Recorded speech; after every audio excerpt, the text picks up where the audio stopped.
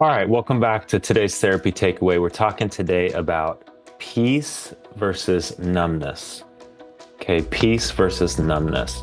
So I was working with a new patient who was coming in after an addiction issue, had to do some detox work to be able to kind of clear out the substance from their system. And what we found was that she was using because of a need to try to stay calm in her body, but she couldn't actually feel calm in her body, so she had to rely on a substance to make her feel numb.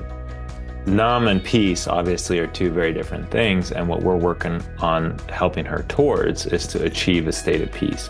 Now, how do we help her get there? So what we found is now that she has the substance out of her system, she is incredibly anxious. And as we looked into her anxiety and what was driving her anxiety, we found that there was a series of traumas, one in which triggered the most recent episode of relapse, as well as a number of related losses that extend back early on in her life. And so what we did together is we helped her see, okay, now that the substance is out of the way, I can't be numb. So what do I do? Well, what if I actually processed some of the feelings that my body's been carrying around and some of the traumas that I've been carrying that have kept me from being at a state of peace? Now, once she can do that, it's like, wait a minute, I won't even need to try to not have to do the substance. The substance is causing enough problems in my life. I just want to be able to be at a peace without feeling like I have to reach for the substance in order to try to stay calm.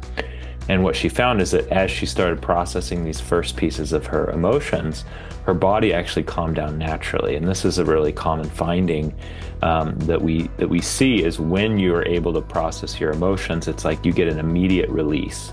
You get an immediate relief, and it almost acts quicker or faster than a lot of antidepressant or other medications. It's like, boom, it hits you, feelings through, body calms down. And that provides a lot of evidence to say, wow, okay, if I keep doing this, if I keep working through these layers of feelings, layers of trauma, I'm really going to be able to get to the point where I'm no longer carrying all this emotional baggage that's leaving me agitated and tense and anxious all the time.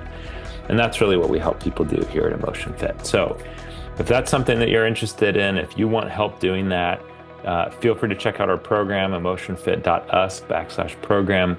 Specifically with this one, you're going to be looking at skill 4, where it helps you differentiate anxiety from your feelings and helps you process the feelings that are underlying the anxiety and distress in your nervous system. So specifically look into that if you're working on these exercises, but hope this helps. Again, separate anxiety from feelings, feel the feelings through.